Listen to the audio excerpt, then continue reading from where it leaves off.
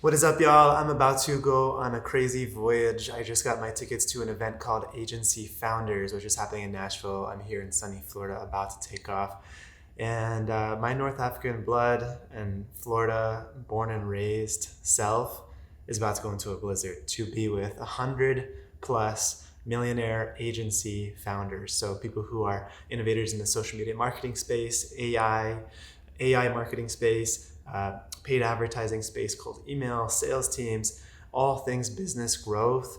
I'm about to be in a room with 100+ other founders like myself, and it's going to be epic. So I'm going to take you on this adventure with me for the first time, and I thought I'd show you what do some of these high-level masterminds look like, and hopefully you'll get a lot of value out of it. So let's go.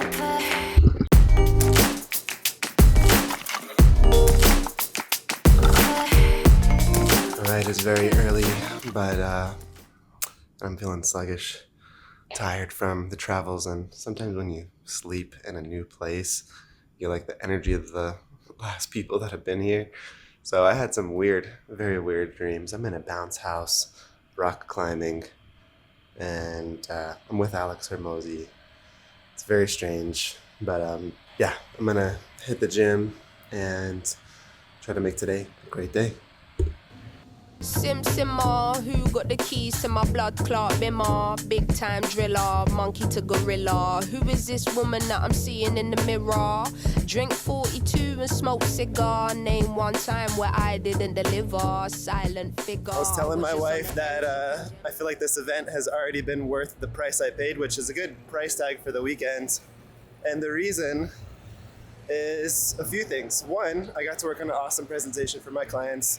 Two, just the just the energy of being in a room with all of these 7, 8, 9-figure entrepreneurs, it gets me into a different energetic, and just immediately makes me strive for more.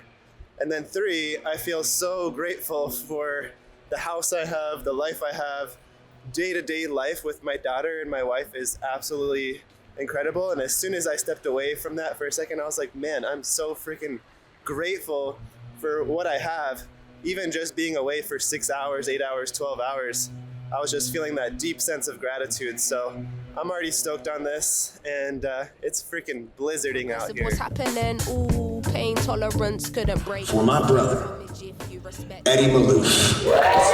Even in Nashville, right? It's steel buildings with glass. All week, go through all of their people, or all of their calls, all their call recordings, and all your call recordings. 2, why we did it, and the lessons that we have to learn from it and share with you today. And 3, proof of everything that God can do in a life when you're persistent. In one sentence, how would you describe the job of a manager? Woo!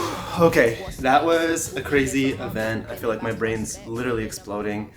And there's just so much data. There's so many ways to approach business, scaling, creating companies, running teams, advertising, using tech, using AI. And honestly, the quality of many of the presenters was just super, super good. So I'm feeling really grateful, and I made a lot of awesome connections with other business owners that I'll be collaborating with going forward. So I always feel like just being in a room with people who are, 2 steps, 5 steps, 10 steps, 100 steps ahead of you in whatever you're aspiring to achieve is one of the best things that you can do. If you can pay, a few $1,000s or $10,000 or $20,000, whatever it is, you're going to, 10x your speed. And there's something, really serious to be said about that. If you want to go from, let's say $100,000 in a year to $1 million in a year, well, you're paying $900,000 a year, not knowing how to make $1 million a year. So that's a massive tax that you're paying to not have the skill set, which is really the only thing keeping you back is the knowledge, the skill set, etc., to get where you want to go. And so if you could pay $10,000 or $20,000 to get into a room to learn how to make $1 million, wouldn't you do that? And so I feel like I've learned a lot that's going to help me in this upcoming year. And I want to just rip through some of this. I do have to go to the airport very soon, so I might not be able to do a full recap here. And it also was like literally 2 full days from 9 a.m. to 6 p.m. of presentations. So I'm not going to be able to go super in depth, but I'm going to give you a few key takeaways from some of the presenters that stood out to me. So the first was Brian Burt. He talked about acquisitions and buying other companies, and of course that feels like a little bit above my pay grade, but he actually simplified in a way where I understood it just better, and so it's something that can be on my radar. So 2 points I want to make is, one is there's kind of 2 really big value propositions that he made when it comes to buying another company, like why would it be valuable. So one is to absorb all of their talent into your team and grow the enterprise value of your company. So that is one. Like let's say you're at $1 million a year and you buy another company that's at $1 million a year. Well, normally if you go to sell your company, you might get, let's just say, for instance, this is not an accurate number whatsoever, but let's just say on your own, your $1 million company would get a 2x valuation and someone would pay you $2 million for it. Well, now you combined assets with somebody else and now you get a bigger multiple and they're going to give you a 3x on 2 million. So you get, 6 million for your $2 million company versus 2 million for your $1 million company.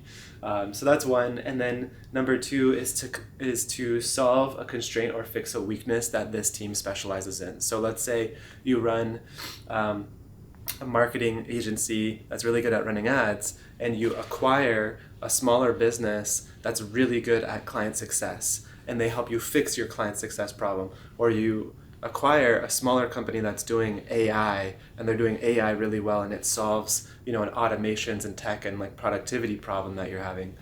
So that's another reason. And so he also showed how to do this for $0 down. So you can actually buy a company for $0 down. And he showed 3 different ways to do that. So one is by getting a loan from a bank, and then paying back that loan from the profits that are coming from the new company only. So let's say you want to pay someone $100,000 for their business. You can get a $100,000 loan, and now you pay out the owner.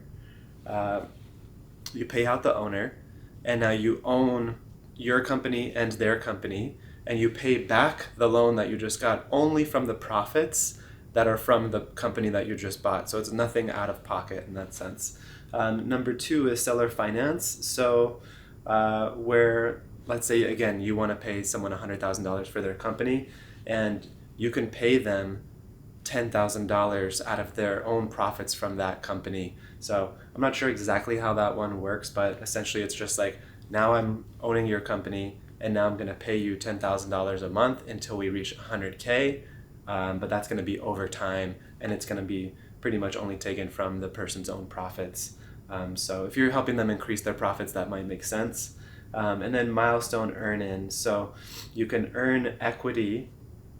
You can actually have the owner of the other company own equity in your company as you hit bigger and bigger and bigger milestones, revenue milestones. So some of this is obviously a bit advanced, but it just kind of opened my mind to, hey, if there's someone doing 20,000, 30,000, 50,000, 80,000 a month, that's really good at something that could be really good for my clients and add on to my business, I could think about one of these strategies down the line and really increase the value of my company. So something I want to keep in mind.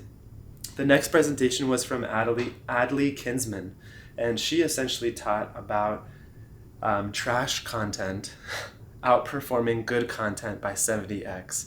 And I thought, man, that's really interesting. I never thought about how things that we don't even want to watch, like sometimes we really get absorbed in them and they capture us, and we just, for whatever reason, because it's shocking or appalling or gross or controversial, we just keep watching it, even though it's not really what we wanted to watch. And so that was a great point that she made too, was there's a massive difference between what people say they want to watch, and like say what lights them up in life, and what they actually pay attention to on social media. There's a big difference between what they say they want to watch and what they actually pay attention to. I thought that was just a great insight from that. She taught a few different tips to 10x the organic reach, and some of it felt a little off for me because her whole thing is like make content that's like really abrasive and that kind of annoys people and is like really controversial or like gross or like confusing or just like very clickbaity. And I didn't necessarily resonate with that part of it, but for me, there was a few things that I could see, how can I actually implement these tactics in an authentic way that is in alignment with my values. And so I'm going to be taking away a few of those things. And the last point from her was try to begin to notice when you're watching something on Instagram or YouTube, whatever it is, longer than you wanted to. And why is that? Why is it that something captured you? Even though you didn't really plan to watch this and you didn't really have that on your list of things that you love to watch. And so why did that capture you? Begin to study that. Number 3, there was like a Q&A session around operations that I joined, and it was led by 2 experts in the field of operations. And so a few insights I got from that. One was to have your team build the playbook for that department. So let's say you have 2 salespeople on your team or 3 salespeople on your team. Have a day where they all come together and they just map out all of the processes. This is what we do when someone doesn't show up to a call. These are our call scripts. This is how we do end of day reporting. This is how we do tracking, et cetera, et cetera, et cetera. Like this is every single scenario for this department, and we agree and standardize it. And the reason that's important is because as you scale a team, essentially now, like in my experience, I've learned like having a team is almost like having a second set of clients that you have to create a successful experience for. And so just like you would have education content and onboarding content and training content for your clients to make sure that they succeed, well, it's the same exact thing for your team. What is the onboarding process like? What is the training process like? Do they have an educational library? Do they have documents that like standardize every single part of your every single part of that role? Do they know what their KPIs and like the clear numbers that they must hit and they're responsible for are? And so it was kind of cool. This was a theme that was brought up at least 5 times during this event, because as you grow, as I'm growing my business, I'm seeing, man, so much of this is now on my team. Like the amount of team hours that are being put in my company are like 10x what I'm personally putting in the company, because we have 11 people, right? So there's 10 other people working full time in my company, putting in 40 plus hours a week, and I'm, just putting in my hours. So how do I actually standardize their results, their processes, and their growth? And so I'm learning a lot about that. The other thing that they mentioned in this Q&A is how long does each task take in your business? And so if you're a solopreneur, essentially what you would want to do is time audit yourself for the next month, and you could use an app like Harvest Time Tracker and just start at the beginning of the day, end it at the end of the day. It's going to show you all the times you're inactive, all the times you're like distracted, like scrolling social media. It's going to show you like how long each of the different things you were working on took. And you can just begin to do a time study and see like, what of these activities do I need to eliminate? How do I need to like reduce distractions and energy drains? And then how can I increase the efficiency of certain like repeatable tasks that I keep doing, or delegate it to somebody else or hire somebody else for that? And so you can do that same time study each month or each quarter for your internal team if you have a team. And you can find ways to make every process more efficient. And you can also see when your teammates are inactive and, like see how much are they actually working. Because especially a lot of companies are remote. My company is remote. So if someone's away from their computer for 2 hours, I wouldn't actually know unless I was doing something like this, right? And it's not about being micromanagey. It's just about seeing like where are their like lapses in efficiency, and it's actually going to make the team's life better if they're feeling like they're getting more results for the time that they are putting in, and they can actually grow in their role because of that. So it's a service to them, it's a service to the clients, and a service to the business. Now the next we had a breakout session with all of the different attendees that were in our revenue level. So I was in like the $1 to $4 million per year range. And so I was in a group of like 20 people in my group. And one of the questions, and I just wanted to share this quickly, was what are all the tools you're using, softwares you're using in your business that have really added a lot to the experience of your business and results of your business. So the first one that was a theme was like at least 3-4 people mentioned this, which was virtual office software. So using something like Discord or SoWork. And so it's basically like a screen sharing like virtual office. And I think SoWork, they said you can even like set up your virtual office and have like plants in your virtual office and like your pet cat in your office. And a few reasons why people are doing this. So one is you can see when people are inactive, you can collaborate a lot more efficiently. You can just like pop into their office room, like while they're like, maybe doing a graphic design, you have a video editor or a graphic designer, you can just pop into their office, say, hey, hey, can you make this change, instead of like waiting till the end of the day or the end of the week when they send it to you. And then you have to get back to them with revisions, and then they have to go do it. You could just do it live with them in 4 minutes, rather than it taking by the end of the week. And then you can create a more vibing team culture. So a lot of people were saying like even after hours, like even after 6 p.m., people would just like get off work and then they pop right into other team members' office rooms and start vibing out with them, chatting, listening to music, like having fun together. So increase like the team culture, because in an office you would actually have like little loving exchanges with people that are sitting next to you, and like get to connect with them in the small in-between moments in your work. But when you're virtual, you don't have that. So this kind of replicates that.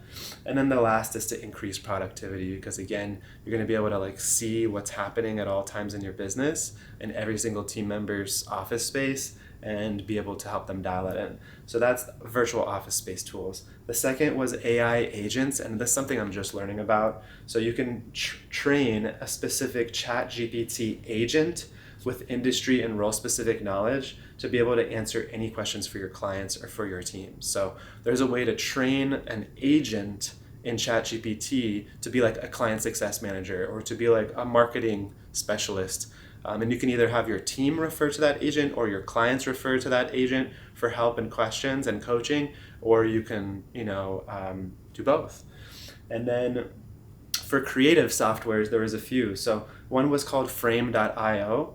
And this is like if you have any sort of media production in your company, like social media posts, YouTube videos, ads, etc.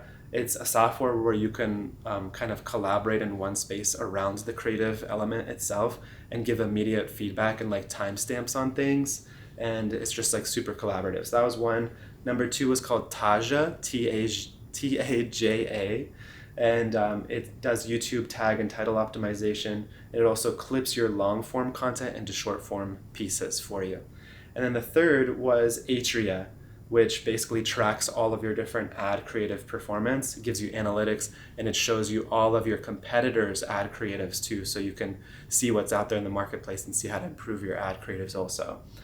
And then the last one that was recommended, this isn't for creatives, but it's for actually lead generation. It's called clay.ai. And essentially what it does, there's a lot more functions than I know, but it can take people's informations from their website, from LinkedIn, from Google, from their Instagram, and aggregate it all for you, like any public displayed knowledge of your avatar, your perfect client avatar. And it can aggregate that all for you in a massive list, and it can actually start to do cold outreach to them on your behalf through softwares like LinkedIn and email, etc. And it can do those things instantly. So I actually do have to head out for my flight. There's a lot more on this list, and maybe you're finding some of this interesting. Maybe some of it's 5, 10, 20 stages ahead of where you are. Some of it was for me, but I feel like for me it's always helpful to see what is 20 steps ahead. And even though it's not like, oh, I have to change everything and implement all this right now, it just kind of puts it on my radar and expands my awareness of what's possible and what other founders are doing in their business. So I hope you can take this in the same way. You don't have to implement all of this now and download all these tools and start doing all these things, but just to like expand your awareness of how amazing 7, 8, and 9-figure businesses I run, it's always been super inspiring for me. So I'm gonna log off. I'm gonna get ready for my flight, call an Uber, and I'll see you soon. All right, y'all. So I just got back home after an amazing weekend, and I'm just feeling grateful. I'm feeling filled up. I'm feeling ready to blast off in 2025. And I think that's what a lot of these events are about. Coming together, seeing what other people are doing, being able to see what's working, what's not working. I think what's understanding that other founders also have a lot of challenges and things that are not working is very relieving. Sometimes as a founder myself, I can feel like, man, I must be the only one going through this or the only one facing these challenges, and that may make me feel a certain way or feel like a failure at times. But to see, man, everyone has had to go through hundreds and hundreds and hundreds of painful trials and tribulations and challenges and inner confrontations, demons that they've had to fight within themselves. It's very relieving to hear that and to see that. And so if anything that I took away, just that kind of commiseration, like, hey, we've also been there. Hey, we're also there now with those struggles. That's very relieving for my heart. But otherwise, I urge you, get into rooms with people 5, 10, 20, 100 steps ahead of you, because it's going to be worth way more than the price tag that you pay for it.